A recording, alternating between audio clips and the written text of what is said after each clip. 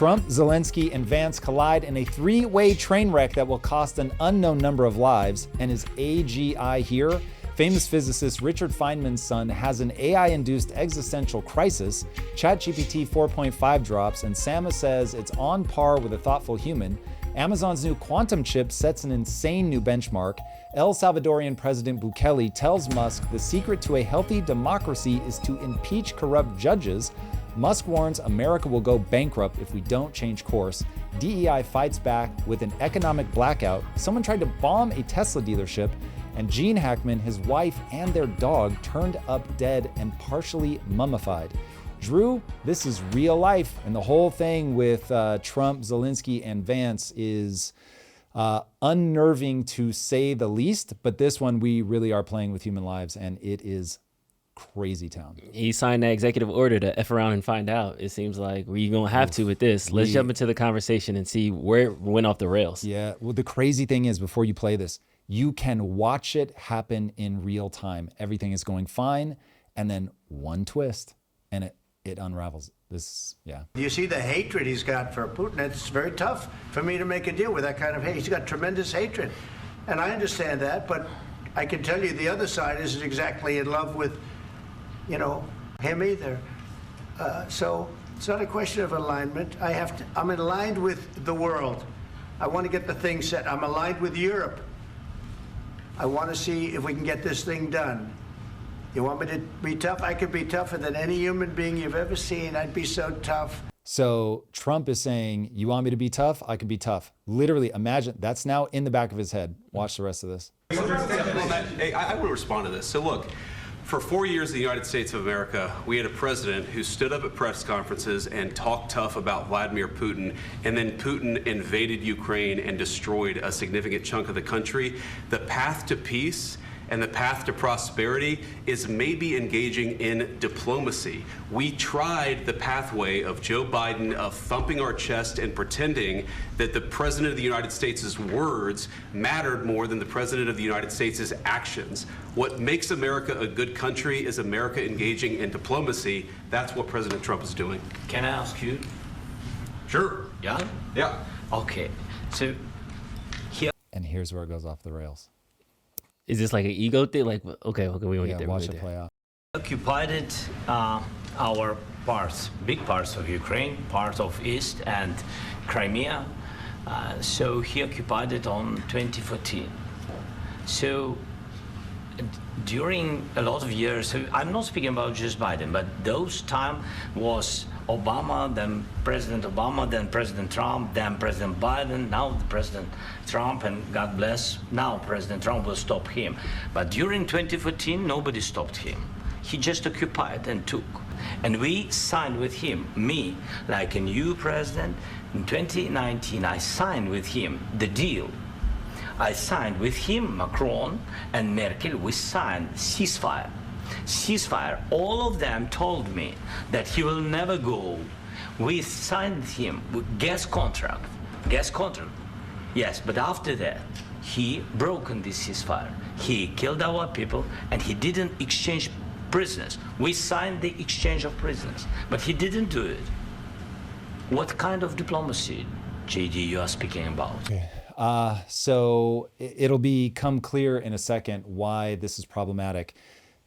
Watching this interview, people have to hold the idea of Robert Greene's The 48 Laws of Power in their minds. Man, I love how much this administration is putting things out there so everybody can watch what's happening. But the train wreck that is about to unfold is largely because all three of these guys know that their constituents are watching them. And so this level of posturing is going to cause them to collide. So basically what Zelenskyy just did is directly challenge JD. Now, if JD had enough diplomacy, he would handle it differently than he's about to, but check it out. That's going to end the destruction of your country. Yes, but if you Mr. President, with respect, I think it's disrespectful for you to come into the Oval Office and try to litigate this in front of the American media. Right now, you guys are going around and forcing conscripts to the front lines because you have manpower problems. You should be thanking the president for trying to bring an end to this conflict. Have you ever been to Ukraine that you say what problems we have? First of all, during the war, Everybody has problems, even you, but you have nice ocean and don't feel now, but you will feel it in the future. God bless. You don't know that. God bless. God bless. You will not have a war. Don't tell us what we're going to feel. We're trying to solve a problem. Don't tell us what we're going to feel. I'm not telling you. Because I'm you're in no answering on position to this question. dictate that. That's Remember exactly what this. you're doing. You're in no position to dictate what we're going to feel. We're going to feel very good. You will feel influence. We're going to feel very good and very strong. You will feel influence. You're right now not in a very good position. You've allowed yourself to be in a very bad position, and he happens to be right about it. From the very beginning of the war. You're not Mr. in a good Brown, position. You don't have the cards right now. With us, you start having not cards. playing cards. Right now, you don't. I'm very You're playing serious, cards. Mr. President. You're I'm playing very cards. serious. You're gambling I'm with the president lives in of war. millions of people. You're Gambling with World War III. You're gambling with World War III. And what you're doing is very disrespectful to the country, this country, that's back to you, far more than a lot of people said they should have. Have you said thank you once? This A lot entire of meeting? times. No, in this Even entire meeting, today. have you said thank Even you? today. You went to Pennsylvania and campaigned for the opposition in October. Offer some words of appreciation for the United States of America and the president who's trying to save your country. Up until this point, this is how this feels to me. So 48 Laws of Power, law number 1 is never outshine the master. You're coming into President Trump's house, literally, and the problem is Zelenskyy has to play to his base and to President Trump. And in playing to his base, he's carrying the energy of somebody that's fighting for his country, that's staring death in the face, the existential death of his entire country, his own personal mortality, all of that. You have to be strong. You have to be aggressive. Like, you've got to be able to channel that. Now, because the cameras are on you, you can't be weak, but I think it's like law 22 is that you need to be prepared to use the surrender tactic. You have to know when to show your underbelly so that you can get the other person to want something good for you, that you want to trigger their empathy. You want to make them want to help you. And that's hard to do when you have to posture for your constituents back home who you know are going to watch this. But if he, from a get what I want standpoint, even though I think that Zelenskyy wasn't like crazy out of hand with the challenge to JD, it was unwise because you now are being adversarial with JD. And if he doesn't back down, you get this kind of situation. Yeah. Trump also has a moment where he can back out, but he doesn't take it because he's primed from earlier. Let me show you the tough guy. Also, this is my house. Come in, be respectful. And then another one of the laws of power is to know who you're dealing with. When you're coming into a negotiation, don't bring your judgments about whether Trump or Vance are emotionally reactive fools, if they're overly proud Americans, if they're garish Americans, whatever it is that you think about them. Don't be judgmental about it. Just acknowledge what is true, that Trump wants to be the tough guy. He'll grab people by the hand and pull them in to show that he's more dominant. And so if Zelenskyy, again, just to get what he wants, I'm not saying, I am grossed out by every step of this. All three of these guys misplayed this, in my opinion. Vance was way too emotionally reactive, asking him to like, have you even said thank you in this meeting? Like, oh God, that's so gross. Like, that to me is petty. It's small. It is not the elder statesman that you want in that meeting at that moment. Again, feels like theater, feels like posturing. But if you know, okay, this is who these men are, and so the way that I'm going to play this is I'm going to be very gracious. I'm going to show deference. I'm going to show my underbelly. I'm going to use the surrender to them card, not surrender the war, but you're surrendering to that person and saying things like, JD, I completely hear what you're saying from the perspective of wanting to be diplomatic. And Lord knows I'm so grateful to have Trump, who has the strength to give me the cards that I'm going to need to play this hand well. I could not be more grateful for that. Without you guys, I would never be able to get this deal done. But I just want to make sure you guys understand why the safety guarantees are so important to me, because Putin has time and time again since 2014, he's been violating these agreements. And so it does mean a lot to me that you guys would be willing to help me negotiate this settlement with Putin. But the reality is that I can't trust that he's not going to break it. I'm going to hope, but hope isn't a strategy, right? If he had that sort of, even though I get it, you're having to do all of that and you shouldn't have to do all that. And the other guys should just be like, hey, we really want to end the war. But the reality is the 48 laws of power are laws of power. This is human ego you're dealing with. And if you understand who you're going up against and you know that they really are like that, don't judge it, just deal with that reality and be conciliatory. But so much of this, the problem is created because everybody knows that they have to play to their base, and you can feel them doing it, but it causes this huge clash. All right. Very loudly about the war. He's not speaking loudly. He's not speaking loudly. Your country is in big trouble. Can I Wait a answer? minute. No. You've done a lot of talking. Your country is in big trouble. I know. You're not winning. I know. You're not winning this. You have a damn good chance of coming out okay because of us. Mr. President, we are staying in our country, staying strong from the very beginning of the war. We've been alone, and we are thankful. I said thanks you haven't in been this alone. cabinet. You haven't been not only alone. in this cabinet. We gave you, through this stupid president, $350 billion. You voted we gave for you your military president. equipment, You and you voted men for are your brave, president. but they had to use our military. What about If you didn't have our military equipment, you invited if me you to didn't speak. have our military equipment, this war would have been over in 2 weeks. In 3 days, I heard it from Putin. In 3 days, this is something Maybe new. less. In 2 weeks, of course, yes. It's going to be a very hard thing to do business like this. I think it's good for the American people to see what's going on. I understand, sir. I think it's very understand. important. That's why I kept this going so long. You have to be thankful. You don't have the I'm cards. thankful. You're buried there. Your people are dying. tell you You're again, running low I know. on soldiers. Listen, Please, you're running Mr. low on President. soldiers. It would be a damn good thing. Mr. And then you tell us, I don't want a ceasefire. I don't want a ceasefire. I want to go, and I want this. Look, if you could get a ceasefire right now, I tell you, you take it so the bullets stop flying and your men stop getting killed. Of course, we want to stop the war. But you're saying you don't want a ceasefire. But I said to you, I want a ceasefire. with guarantees. Because you'll get a ceasefire faster than an agreement. Ask our people about ceasefire, what they think. That wasn't doesn't with matter me. for you what- That what wasn't this with me. means. It That was with wasn't with a you. guy named Biden, who was not a smart person. That was with Obama. It was your president. Excuse me. That was with Obama, who gave you sheets, and I gave you javelins. Yes. I gave you the javelins to take out all those tanks. Obama gave you sheets. In fact, the statement is Obama gave sheets and Trump gave javelins. You got to be more thankful, because let me tell you, you don't have the cards. With us, you have the cards. But without us, you don't have any cards.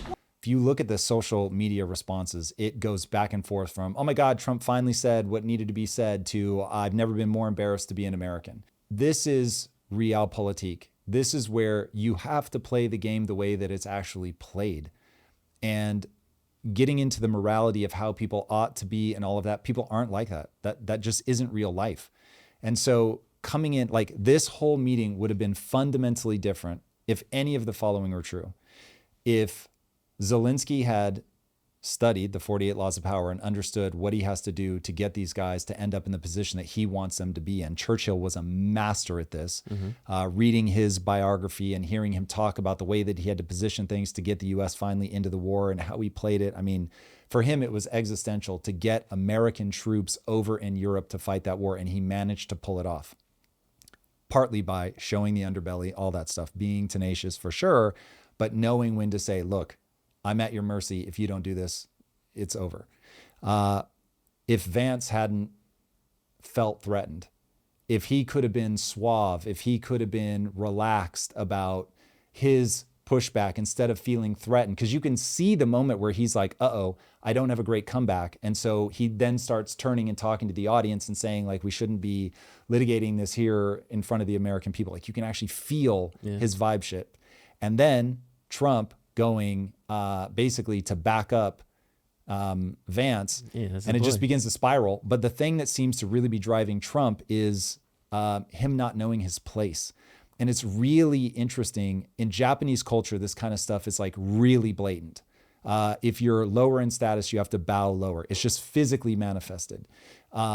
if you, in Chinese culture, there's like a hierarchy, and the person that is lower in the hierarchy has to pay tribute. And so it's like, all of a sudden in America, that feels like there's this set of rules that showing respect for the Oval Office, acknowledging where you are in the hierarchy, that without us, you have no cards, with us, you have cards. And the thing is, it is true. And so mapping that territory out before he comes in the room and understanding what he has to do to get on the other side of that would be critical. And I just can't help but think if this were happening behind closed doors, it would have been very different. So I came into this meeting wanting more cameras all the time. I want to see this stuff. And part of me was absolutely fascinated to be able to watch it, because I know this is the kind of thing that goes on behind the scenes. But the problem is, and this is going to be one of the major criticisms coming out of this, I guarantee it, is Trump, this isn't fucking business. This is war. And now that you've sent Zelenskyy packing, more people are going to die.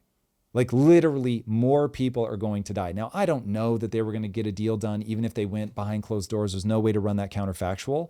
But the version that we got to see could have been avoided.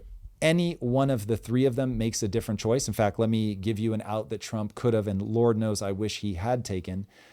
Vance escalates. Trump sees, he's being emotionally reactive. This isn't good diplomacy. In terms of my real North Star is not to get Zelenskyy to admit that I'm the bigger man. My real North Star is not to get the American people to think that I'm the tough guy. My real North Star is to make sure the people stop dying in the Ukraine.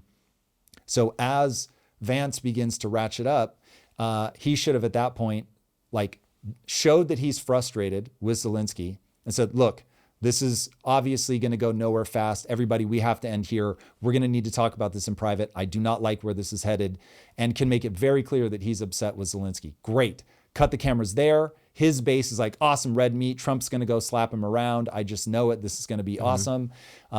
You're never asking Zelenskyy to back down. You understand that he's got a posture for his people.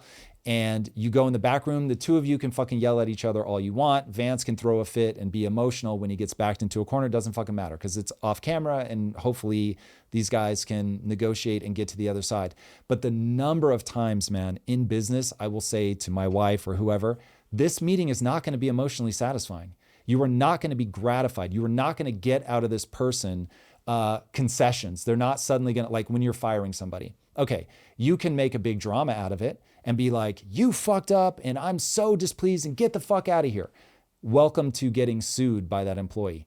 Or you can say, I'm not going to go for anything emotionally satisfying in this moment. And I'm just going to say, it's clear at this point that the relationship is not going to go any farther. I think it's better for us and for you if we part ways. We're going to give you whatever severance package, and you just wash your hands. Now, for people that are in their fields, that is so frustrating. But that's why you have to know, what is your North Star? In this meeting, Trump's North Star, I need to be acknowledged. I need to be thanked. I need to see that you know that you're the person with no cards. I'm the guy with all the cards. Vance just, I think, ended up getting out over his skis and didn't have a great argument. Zelenskyy had a very good point. Terrible fucking timing. Never should have made the point in the room.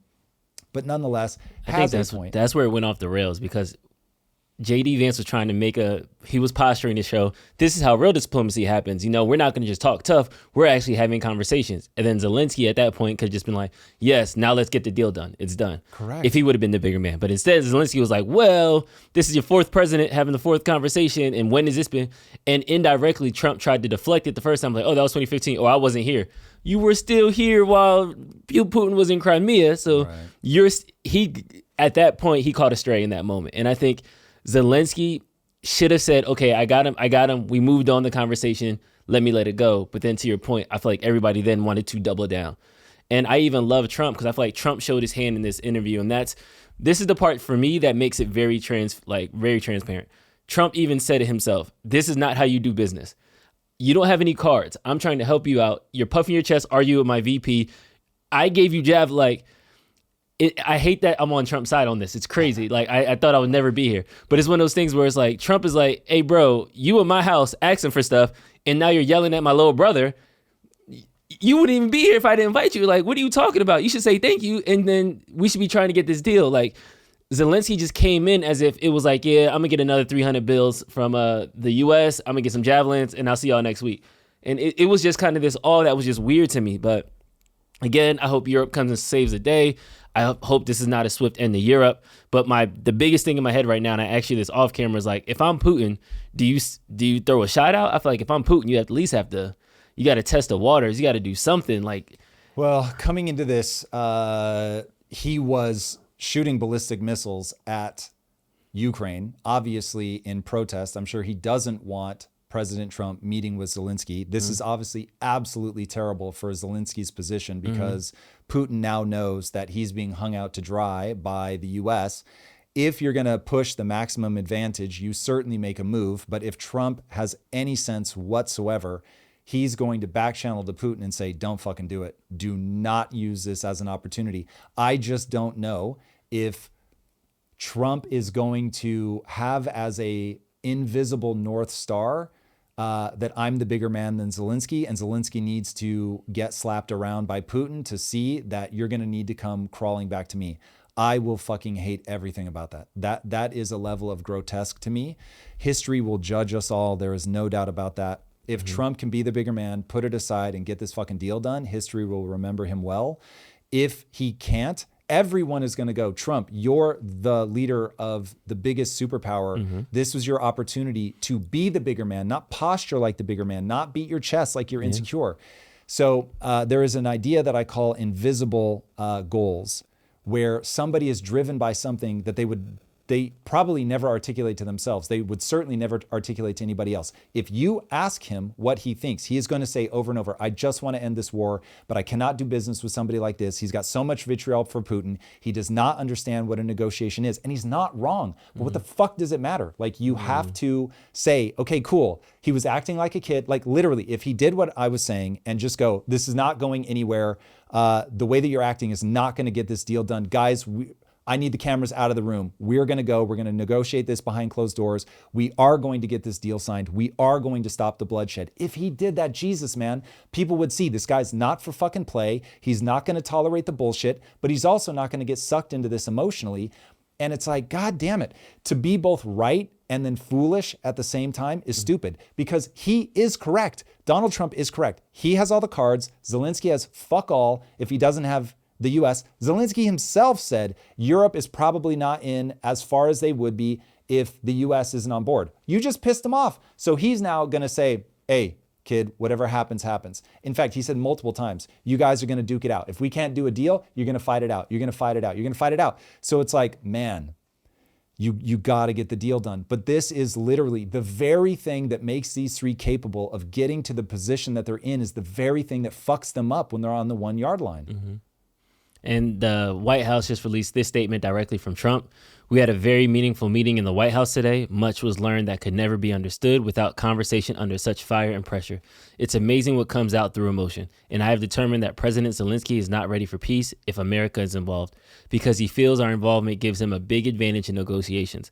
I don't want advantage. I want peace. He disrespected the United States of America in his cherished Oval Office. He can come back when he is ready for peace. President Donald J. Trump. Man, the stakes could not be higher right now. I really hope that everyone gets cooler heads, that they come back to the table, that they don't send him back and say, come back in, a month or whatever, that they chill, they get back in the room. But at least based on what's going on in social media, I don't see it happening. I know Zelensky's going to do some news interviews later today. So we'll see if he takes a conciliatory posture. It's possible, but it's going to be hard for him to eat that kind of crow because it's all out in the public. Boys and girls, I'm so curious to see how people take to the idea that Zelenskyy does not understand the 48 laws of power well enough.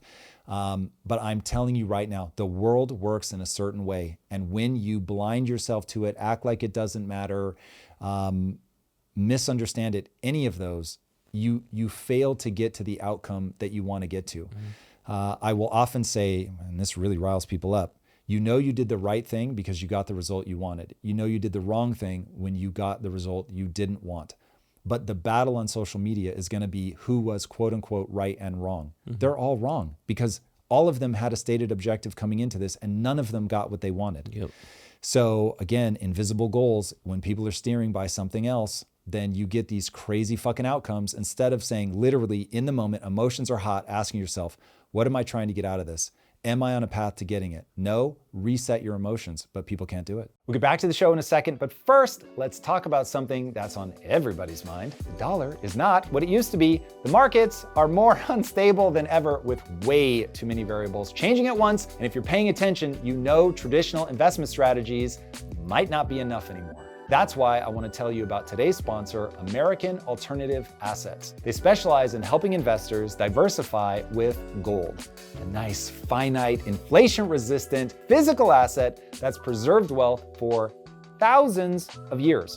Now, what stands out about American Alternative Assets for me is how simple they make it. You can transfer or even roll over funds from your existing retirement accounts, 401ks or IRAs, without selling your assets. No taxes, no penalties. If you're ready to explore gold as a part of your investment strategy, call 1-888-615-8047 or go to tomgetsgold.com.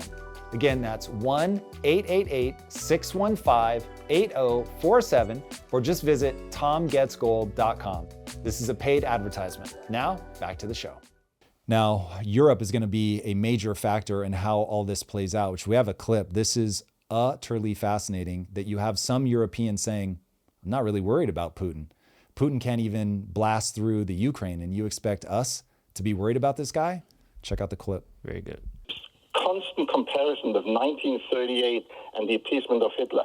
In 1938, nobody did anything. The UK didn't do anything. France didn't do anything to help Czechoslovakia. Right now, we've given this guy 3 years of bloody war in the Ukraine.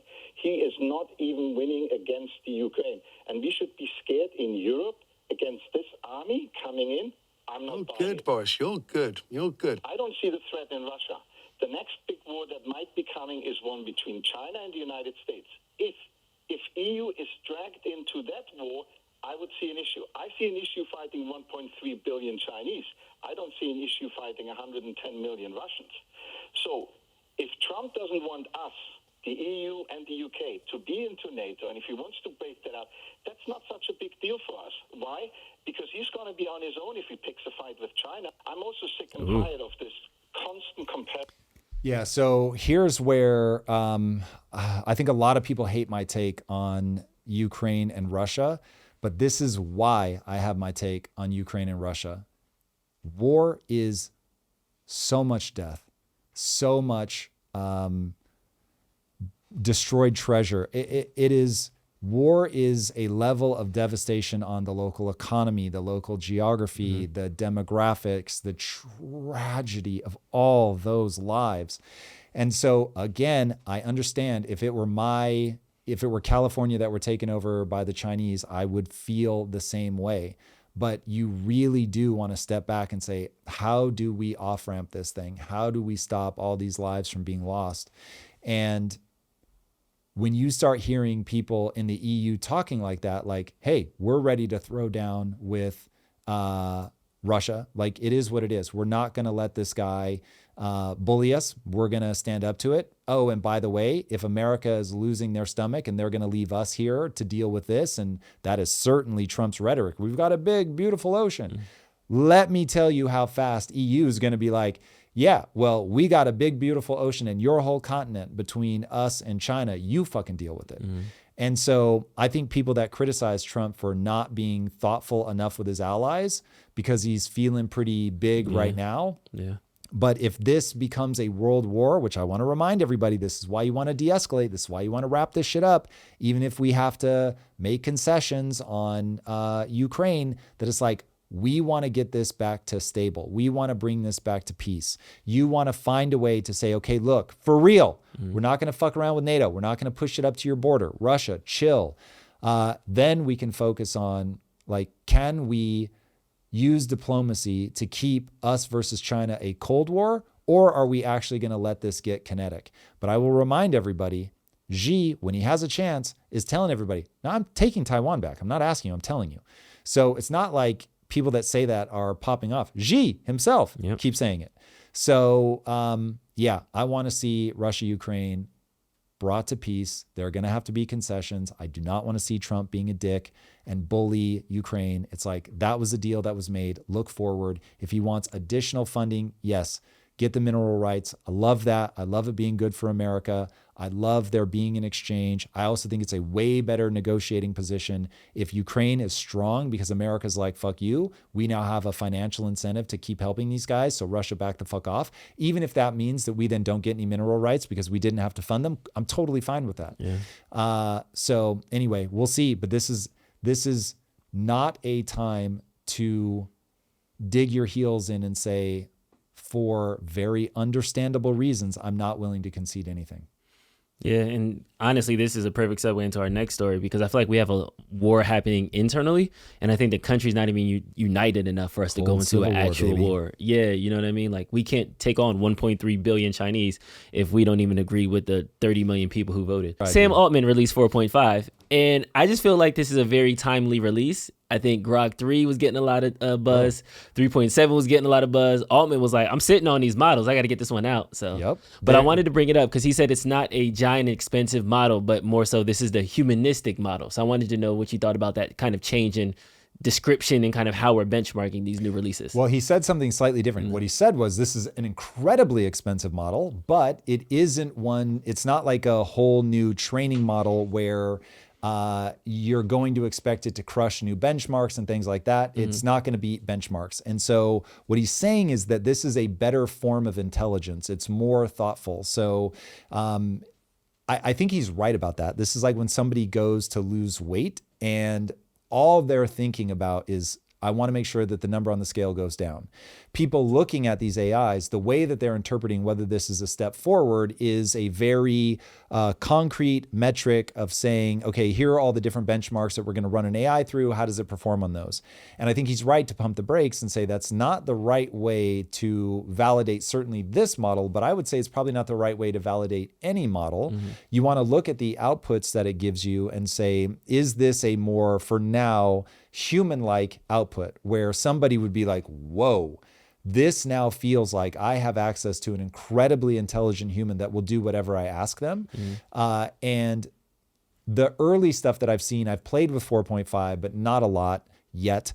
But I've seen other people's outputs. And I will say, approaching it from the perspective of writing, it really, the cheesiness that you would often find in even O1 is gone.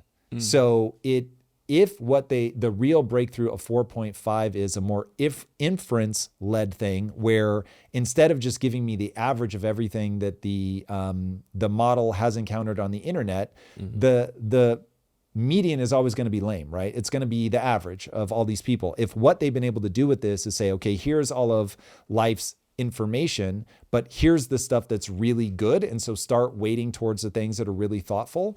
That is going to be a huge step forward, because right now, I think anybody using AI is going to look at it and go, it's not there yet. I can't just turn it loose and have it do a thing. Like, I worked with O1 on an outline for our screenplay, and it did a phenomenal job of giving me the outline, but it did a terrible job of actually scripting scenes, because every time I would have it write a scene, it would be really cheesy. And so then I would have to go in and like rewrite it to remove all the cheese. And then I would ask it like, hey, can you see the difference between what you wrote and what I wrote? And it would give me the most incredible breakdown of what I had done differently. And then I would say, oh my God, that is exactly right. You're even picking up on things that I wouldn't have been able to articulate. Chat. Like, it was outlining like the cues and like, yes, like you leaned on this thing, you planted something at the beginning of the conversation that paid off, you created this tension, comedic tension by doing this, and that escalates, and you finally relieved it at the end of the scene, and all of that made it feel better than the version that I wrote, which was far too straightforward and a little bit cheesy. So like, it gets the whole thing. And then I'd be like, okay, and now go write this next scene, remembering all of that stuff. And it would hand me back a cheesy pile of shit. And so I'm like, it understands the difference, but because it's just taking the average of everything it's ever seen, it still then feeds you this really basic thing, which means that the critics that it encounters are very good at identifying what's bad, but it's not able to apply that to a new novel thing. The early stuff I've seen, and again, this is very early, so it's going to be super cherry picked. And so just like you can make image to video models look amazing, and then you try to do it and it's like, this is ridiculous. So it's entirely possible that as I play with it more, I'll find like, no, there's still a ton of problems here. But the early stuff is very compelling because it doesn't have that cheesiness. And so I was like, whoa. Now, will I say it's all the way to like a really top tier writer? Probably not. I don't have those kind of hopes, but the sense of it being a far more thoughtful human, that resonates. Now, I think it's worth showing the Richard Feynman's son, whose first name I'm blanking on right now, but you'll pull that up. Carl. Carl, thank you. This is pretty interesting when you get to that, like, are we at AGI? This one fascinated me. So his original tweet was that the master thesis in 1986, modeling the appearance of cloth, it took library research and cleverness and originality and months of work and days of time on big computers. Now I'm outdone by an AI in a few minutes. They still pay me, but for how long? This is somebody's entire job in 1986, and AI is like, boop, boop, boop, boop, go. Yeah. So this is what's going to happen. Now, I want everybody to remember, as an act of faith, believe that the future is going to be better than today. That yes, it's going to be disorienting for a minute to realize, oh, the thing that I was putting all my time and energy into, like, that's not really that necessary anymore. But I've started thinking about this, like my phase one as a YouTuber was all about mindset because that's what everyone was asking me. And so I started making all this mindset content, was performing really well. I started getting really bored, and also just a gazillion other people start saying the same things. So you start going, well, even just from a I want to feel alive perspective, this isn't fun to do anymore. And it's now so common, you're going to be able to find this anywhere. And so that pushed me into a new area. And then COVID pushes me into a new area again. And so each of those times it was disruptive. It actually hurts the channel temporarily, but then ultimately every time has unlocked like a whole new level, which is exactly what I'm hoping now. We've obviously completely changed the way that we approach the channel. And of course it's going to hurt it in the beginning. And then the hope is that in the long run, this has allowed me to stay relevant for almost a decade. And so will it unlock something new? So that would be the thing I would want to pitch to Carl and to everybody else that's going to have these moments of existential crisis where it's like, yes, back in 1986, that's what it took. And yes, putting the smartest minds on getting cloth simulation inside of a video game, like it was a thesis, a doctoral thesis. It was a ton of work. It did require all that cleverness. But now, Carl, as one of the sharpest minds in the world, you're no longer going to be stuck having to simulate cloth. You're going to be able to do something else. And so the goal isn't to get focused on what we're losing. The goal is to focus on now, what are we getting? So I've been engaging with the development team on Project Kaizen, saying, hey guys, I really think that AI is getting there and we need to start using this. And so I asked them this morning, like, to what degree is AI helping you? And they said it's created a 40% efficiency increase already. Wow. Already, man. And so they were giving me this breakdown, like for every technical challenge I would hit, I used to have to go to Google, read a whole bunch of different things, assimilate what is right. And now I can just tell the AI, write the code. I still have to tweak some of it, but I don't have to go like figure out what the solve is. Like it already knows. It gives me the code. It's mostly there. And then I make a couple tweaks and we're ready to go. That kind of thing is transformative. But if you start having that existential crisis of like, oh God, but the very thing that I was good at was going and using Google and figuring that stuff out and assimilating it and turning it into code. And so now do I even matter?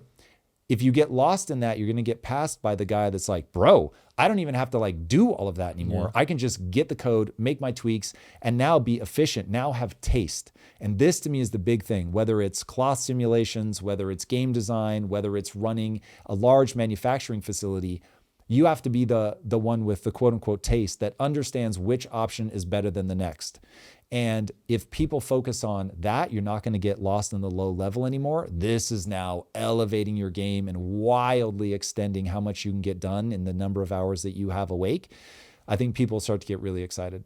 No, I agree. And it seems like we're on a cusp of something now because we're starting to see all these breakthroughs in different areas. And I appreciate that this AI arms race is holding each developer accountable. So now ChatGPT has to come up with a new thing that's more relatable, and somebody has to push the boundary on apps, and we keep going. And I think we're also seeing parallels in the quantum space now, because Amazon just released their next quantum computer, Oscillate, our first quantum computing chip tracking one of the field's biggest hurdles, error correction. With up to 90% lower correction overhead, we're bringing quantum systems closer to reality. And I think specifically it's interesting to me from Amazon's perspective that they're a web services company, they're a fulfillment company. Their need for quantum will be much different than Microsoft or much different than Google's. So it's also just how AI and the models, we're seeing differentiations where Claude might be better at this type of coding and Grok might have this type of personality. We're starting to see those differentiations happening in the quantum sector as well. Yeah, this is an idea that people should really begin thinking about, which is evolutionary pressures. Mm-hmm. So when you get the competition going, you're going to get a lot more innovation. This is why I think anybody that has a job like mine should put their values out on the table so you can understand the thing that I steer towards. Now, I believe the very thing that makes human lives better is innovation. Full stop, period, end of story. Mm-hmm. When you look at the timeline of humanity, it is about innovation. Innovation is the very thing that makes people's lives better. It is the thing that pulls them out of poverty. It is the thing that allows us to have billions of people on the planet. So innovation is the thing. And when you start deregulating and you allow for this competition to happen, because remember, the Biden administration they said directly to Mark Andreessen, one of the greatest capital allocators of our time, they said, don't even bother investing in AI companies. We are not going to allow them to exist. This is going to be one or two companies that we have control of. And the Trump administration has come in and said, no, totally different. Like, we want to really widen this out. You've got JD Vance talking about this isn't only about safety. This is about innovation. Innovation is where this is really going to happen. Mm-hmm. And now what you're talking about is, as you begin to allow these places to compete, whether it's in quantum computing, whether it's in AI models, you start seeing this race to be better, to capture the audience, to get the economic share. And that desire to win unleashes the best of humanity. Now, that doesn't mean you want no regulation. It doesn't mean that there aren't things that we have to protect ourselves from.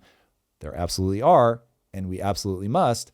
But if you can be light touch, if you can have sensible regulation, then you get the evolutionary pressures to achieve an outcome that the public wants and is willing to pay for.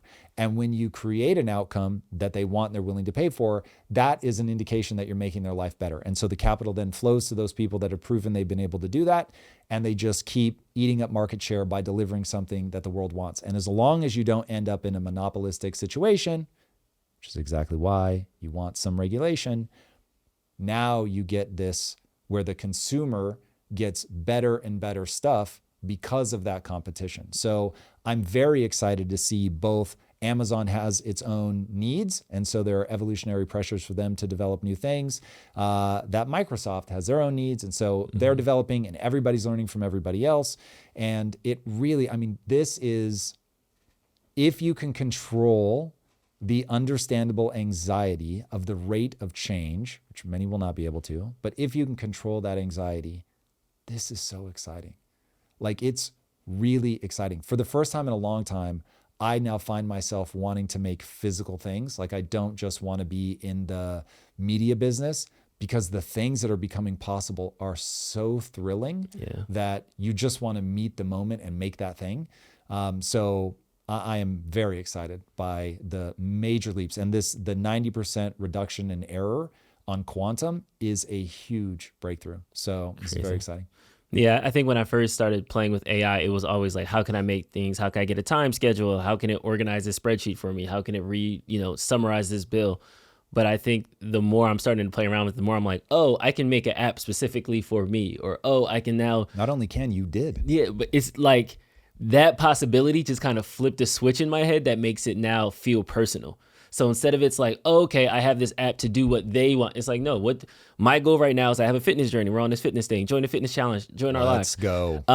So it's one of those things where it's okay, I have this journey I need to get to over the next 12 weeks. How can I do it? Okay, let me build this tool to help me do it. And you start to realize that I think the conversation around AI is almost perverted too, where everybody's worried about the robots taking the jobs, but it's like, no. What do you need to get done this week? What's your grocery list? What do you need to like, and organize that? Like, let's use AI to do things that can help us on the ground level. And that just kind of, it blew my mind since kind of looking at it from that perspective. I love that, man. And I think that people need to know you're not a coder, and yet you were able to make a custom app in a style and gamification level that you found super engaging, and you made it with AI. Like, you're right. That is the way to look at this. Yeah, 100%. All right, jumping into political news. Bukele said if you don't impeach the corrupt judges, you cannot fix the country. They will form a cartel, a judiciary dictatorship, and block all reforms protecting the systematic corruption that put them in their seats. This was in response to Elon Musk tweeting that the only way to restore rule of the people in America is to impeach judges. No one is above the law, including the judges. Now, I wanted to start with the tweets because I know when we get into political territory, it can seem like it's an us versus them or a territorial kind of debate. But I thought that this is very kind of nuanced because we just seen somebody who literally just fixed the country from corruption, from decreased crime, and he's showing how he did it. And now when Elon Musk puts that level out there, we automatically kind of default to our political corners. So I wanted to kind of put this in front of you in this way to kind of see what's your take on the approach to fixing corruption, and then how America might be able to see it with a bit more nuance than what we're typically used to from red team, blue team. Okay. Here, first, I want to paint the picture of what this moment feels like so people feel seen before we get to what the way forward is. What this feels like for a lot of people, because I reacted some kind of way when I heard this. And it's like somebody saying, hey, you have a cancerous tumor. Now, everybody knows we have a cancerous tumor, right? There is dysfunction in the government, no matter what side you're on.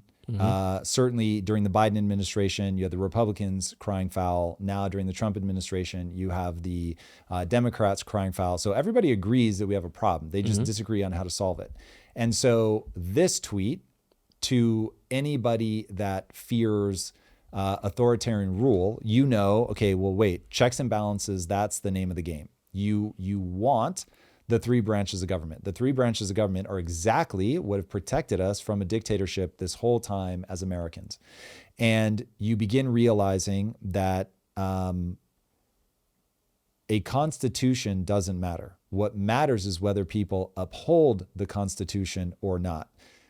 So it's often been pointed out that on paper, the Russian regime under Stalin had the most democratic constitution ever.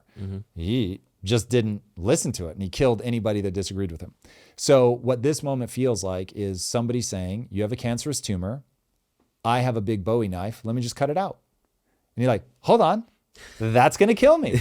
And so it's very different to see a guy that you imagine, not a fucking doctor, walking towards you with a big knife that he grabbed out of the woodshed and is like, I'm just going to cut that thing out of you. And you're like, no, you're not. You're using that as an excuse to stab me to death. And me, in this case, being the democracy.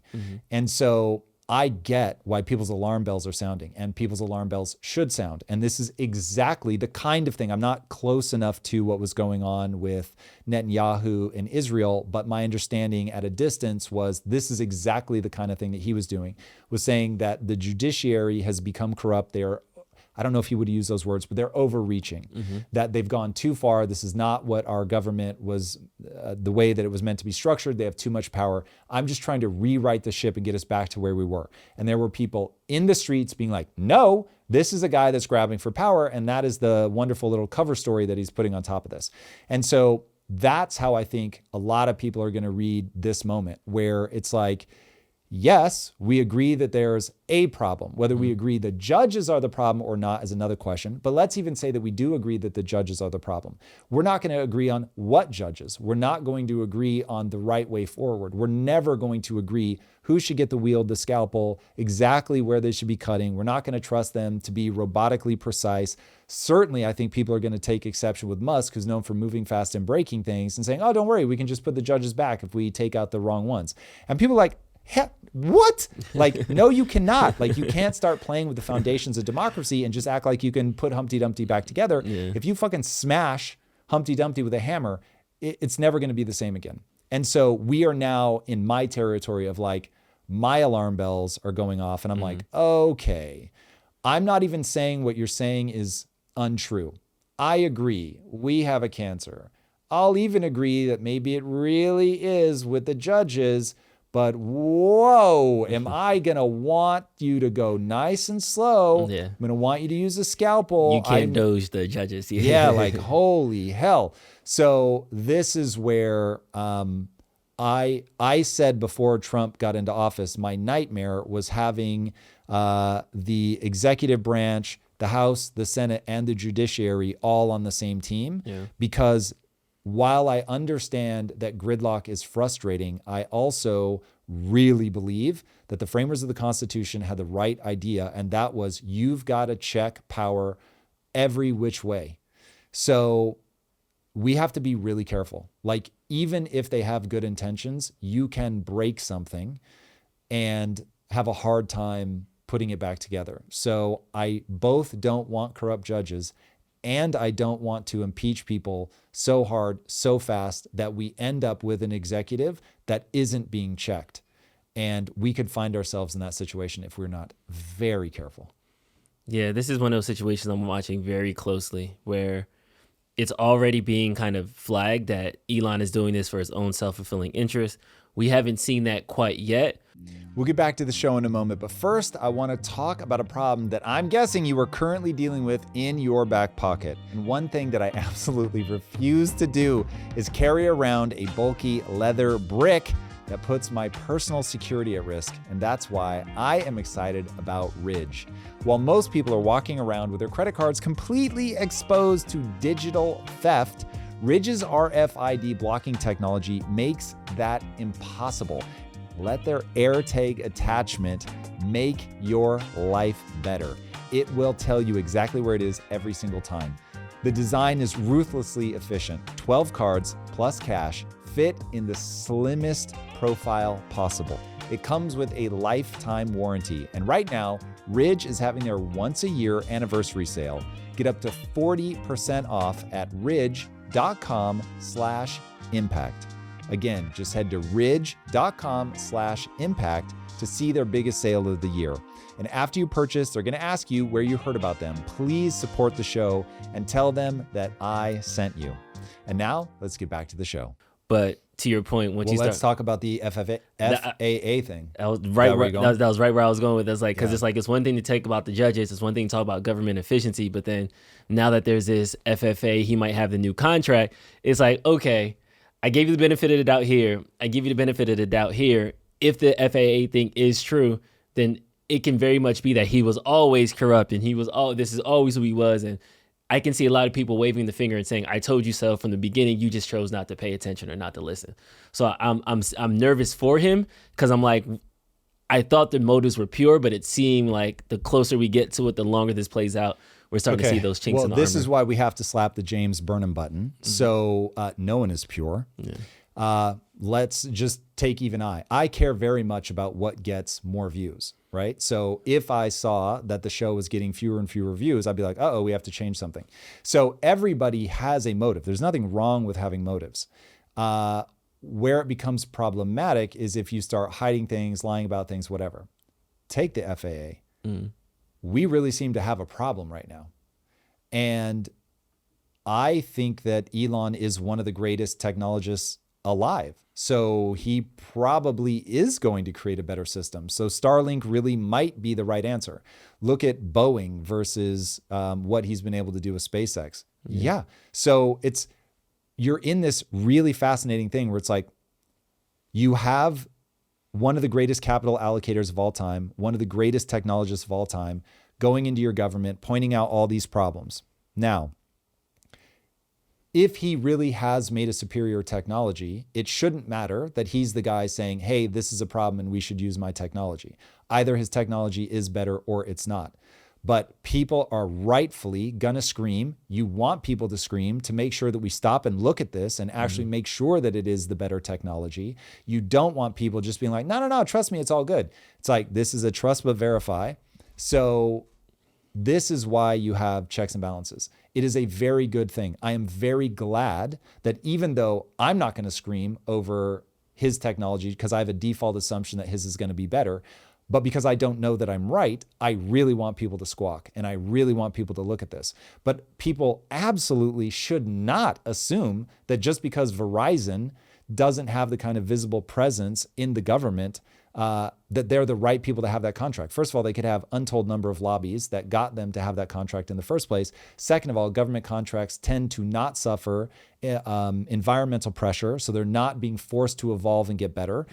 They get the contracts and that's that, and they lobby to keep them. So planes are falling, crashing, turning over, and not just in America. So you can't blame the United accident. I think it was United. One in Canada where they land and flip over. That had nothing to do with us. So at the same time, something is going wrong. So getting a superior technology in there is the right answer. Making sure that Musk has to do something to prove that that really is a superior technology is the right answer. Not bogging it down in unnecessary red tape so that these changes never happen is also the right answer. And so all of this stuff is trade-offs. So people should be paranoid. People should be looking for proof, but people also should not just default to, see, I told you he's corrupt. Yeah. It'll be easier to, especially looking at the cabinet meeting where he's giving a speech to the whole committee. And I'll let you hear it. Well, before that, I really want to expand on what you're saying. It will be easier to. It will be easier to see what's going on because the level of transparency in this government is orders of magnitude greater than anything I have seen in my nearly 50 years of life. This is incredible. Now, part of it is just Trump is a TV personality and he wants to be on camera all the time. So God bless it. It allows us to judge for ourselves whether we think these guys are being honest, telling the truth, whatever. It was utterly fascinating to see the dynamic in the room. I get why people want to be president. Everybody has to genuflect. They have to defer to you. You're the most important guy in the room. It is hilarious to see all of these guys like hiding between every word is this sense of I serve at the pleasure of the president. But yeah, it's very interesting. All right, pull it up. Text point here because this is actually, as crazy as it sounds, that is almost a literal description of the work that the team is doing, is helping fix the government computer systems. Many of the systems are extremely old. They don't communicate. There are a lot of mistakes in the systems. Software doesn't work. So we are actually text old. It's ironic, but it's true. The overall goal here with the team is to help address the enormous deficit. We simply cannot sustain as a country $2 trillion deficit. The interest rates, just the interest on the national debt, now exceeds the defense department spending. We spend a lot on the defense department, but we're spending like over $1 trillion on interest. If this continues, the country will become de facto bankrupt. It's not an optional thing; it is an essential thing. That's the reason I'm here. I'm taking a lot of flack. I'm getting a lot of death threats, by the way. They're like stuck them up there. But if we don't do this, America will go bankrupt. That's why it has to be done. I'm confident at this point, knock on wood, knock on my wooden head, got a lot of wood that we can actually find $1 trillion in savings.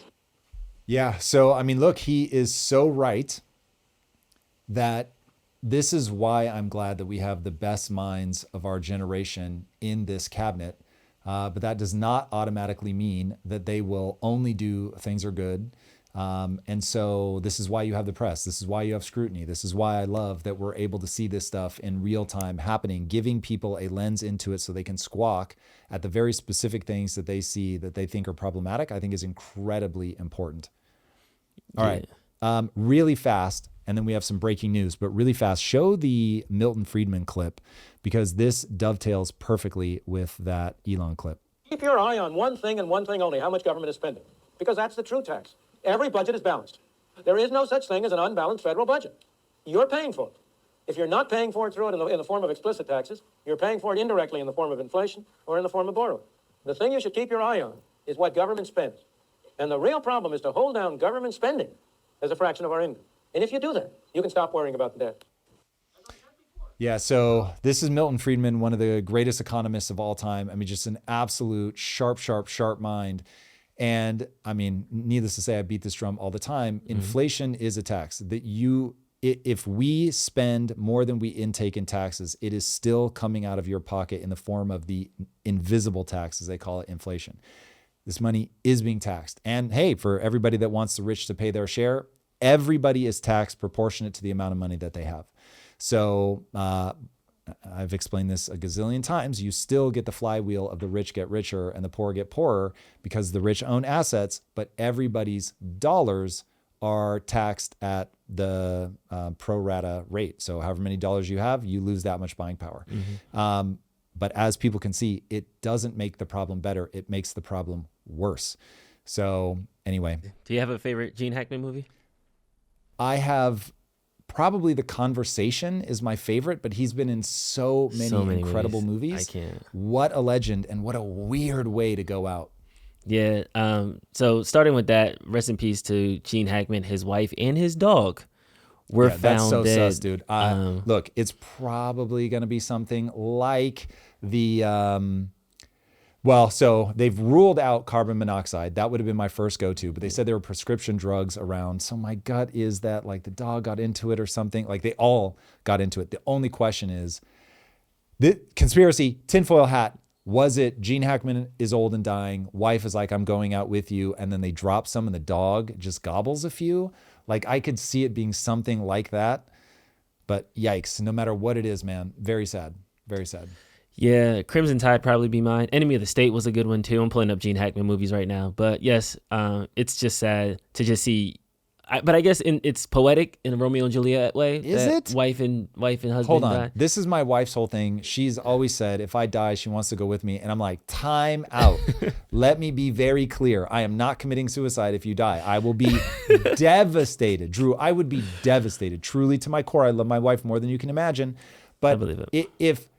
If there was an apocalypse and it killed absolutely everybody but me, I would still want to be the one that survived. Like, I don't understand. I don't want everyone to die, but I also don't want my light to be extinguished, even if I have suffering. This too shall pass. Police in northern Colorado have arrested Lucy Grace Nelson for allegedly vandalizing a Tesla dealership and planting bombs. Like, if this was back in like the early 2000s and the 90s, this would have been domestic terrorism. Like, this is crazy to me. And yet rhetoric has caused this. Like, yes, Elon Musk might have fired some people, but to turn into to plant bombs at a dealership is crazy to me. Or maybe I just have a weak stomach for things like this. Well, thankfully, hopefully a lot of people have a weak stomach for this because yes, this is horrible. It is literally just terrorism. It's not going to change the situation in the slightest. Yeah. But when Elon says he's getting death threats, he's certainly not kidding. As you see stuff like this, it is pretty bananas. I will need to know more about the story if mental illness is involved, which oftentimes it is in attacks like this. Who knows? But yeah, it's not good. And this will not take America where we want to go. This is why everybody needs to be pushing themselves towards the middle, not tribing up, not going farther and farther apart. It's not the play. It's not the play at any time. It is certainly not the play when you have a peer competitor who is just waiting for you to own goal. Nice.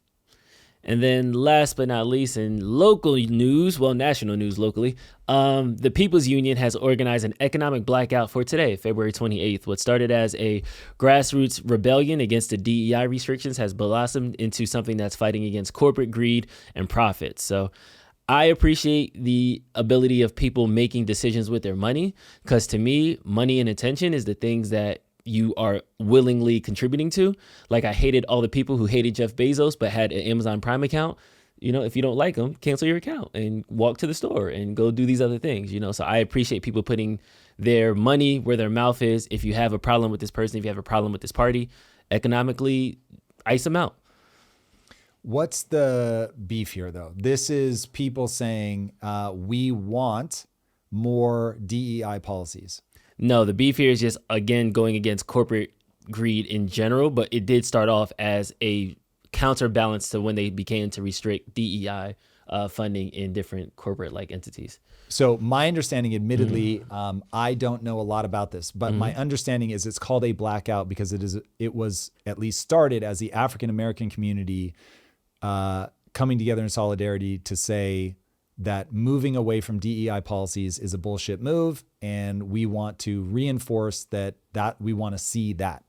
Am I reading the situation correctly? Yes, but I think that it has then evolved because people are starting to realize that it's not just DEI that they have a problem with. It's price gouging during the pandemic. It's corporations. This is how people end up fucking themselves up. This is exactly what happened with Occupy Wall Street. They didn't know what they wanted. Mm-hmm. If you're going to do something like this, you've got to have a real fucking clear message. So I know, as the person that you're protesting against, oh, this is what I need to do to give you what you want. If this is just blanket, like, fuck you, I'm not going to walk in your store. And I'm like, but wait, why? And you're like, because of all kinds of things. Then it's like, oh, Jesus, I don't even know how to like help. So now people just end up, what is this? And now at this point, I'm just scrolling Twitter and looking for examples. So what ends up happening is because you don't have very clear aims, you've taken a hostage, but you've given no terms. And so now I'm like, oh, okay, either I'm just going to wait you out and I'm going to wait until you give the hostage back because you realize you're not going to get anything for it. Or I just send the troops in because fuck you. Like, you're not giving me a way out of this. So people have got to have a very clear message. This is why the civil rights were able to actually get their shit done. First of all, they had very clear aims. We want equality. Plain and simple. I want to be fucking equal under the law. That's it. I don't want any of this bullshit Jim Crow fuckery. Like, it doesn't matter what the color of my skin is. I'm a fucking person, and that's that. End of story. No asterisks, no fucking loopholes. Just people are people, period. End of story. Cool. That's very simple. And I'm either willing to do it or I'm not. This is all over the fucking map. And so now you're back to Occupy Wall Street, and it just fizzles out because you don't have a leader, which I'm going to guess if this is a DEI thing, it's so tied to Marxism that being a leader is problematic in and of itself. That's how humans work. James Burnham. There's always going to be a group of elites. Where's the MLK? Like, you need a guy that stands up and gives the fucking speech that everybody then rallies behind and goes, yo, I will fucking follow this guy and be bitten by dogs and get the hose on me. And because he told me not to fight back, I'm not going to. And the images are going to go everywhere and the world is going to wake up to, fuck, this feels disgusting. I don't want to be a part of this. And it actually works. But if you don't have the guy that everybody's going to get behind, you're fucked. And this shit will be torn apart. In fact, I just heard this, another random thing that I didn't realize was going to stick to me. Saw an interview with one of the lawyers for MLK, and they were trying to get him on tax evasion. And I was like, what? They tried to get MLK on tax evasion? And I was just like, yes, this is how the system works. They are going to come at you in 1,000 different ways. It's like debanking for people that were into Web3, and they're just going to fucking make your life miserable. And or kill you. Or both. So you've got to get rid of, the Marxist shit is just dumb. So even looking at Mao, one of the most evil people ever to live, killed a whole lot of fucking people. But homeboy was a genius. And so he was able to win this very fascinating military victory. He lied to his people and then fucking murdered them en masse. But at least he knew what to tell them to get them motivated. He gave them a single person to rally behind, a single idea. You got to do it, man. You've got to do it. So even the Marxists don't use Marxism when they really want to seize power. So even the Marxism don't want to use Marxism. Yes, dude, you have to have an elite group of people that are like, I'm the fucking guy. I'm Himothy. And everybody fall in line behind me. So anyway, if any group wants to really make change, come up with a very short list of things. This is the outcome that we want. Give us leadership that we can get behind, that paints a picture of something that really fills me with pride and makes me want to do the thing. And then lean on the history of the movements that work, either are so violent they win a decisive military victory. If you want to know what that looks like, Israel v. Gaza, doesn't matter whether they were right or wrong, but goddamn, did they fucking bomb them into smithereens. So decisive military victory. This is definitely not me calling for violence. I fucking hate that, but I don't want to lie and pretend that's not an option. So you've got decisive military victory or the moral high ground. what Mahatma Gandhi did, a very imperfect character, what MLK did, also imperfect character. But they understood, oh, if you can get the imagery of people being bitten by dogs and sprayed with hoses just for the color of their skin, everyone's stomach turns and people go, yeah, I can't be a part of that. But this in-between bullshit, not going to get you very far. Poor organizational skills is the downfall of a lot of movements. Yes. But it's so much more I feel like powerful that than yeah, that's what sums it up, because But give me somebody to get behind. That's even more like the organizational part. Because if you don't know what you want, you don't know where you're going, you don't know how long it will last. You inspire me. That's what's missing. Inspire me. Make me feel it. Yeah. What? He just brought up Gandhi. Oh yeah, we hit that. Yeah, Mother Teresa. Even though I don't even know what her movement was, but everybody felt sorry for her. So I think that one might be outside of this, and I know absolutely nothing about Mother Teresa, but I was on her side. Well, if she got bit by dogs, shout out to Mother Teresa. I don't know. All right, that's all I got. All right, everybody. If you have not already, be sure to subscribe. And if you want to go on that fitness journey, make sure you're joining us live. We go live Monday, Wednesday, and Friday at 8 a.m. Pacific. Make sure you check the schedule, though. Sometimes we miss it, but not often. All right, everybody. I'll see you there. Peace. If you like this conversation, check out this episode to learn more. Warren Buffett is holding $334 billion in cash, effectively saying this is an everything bubble. Consumers expect 4.3% inflation in 2025 alone. The FBI is accused of deleting Epstein files faster than you can say, I didn't.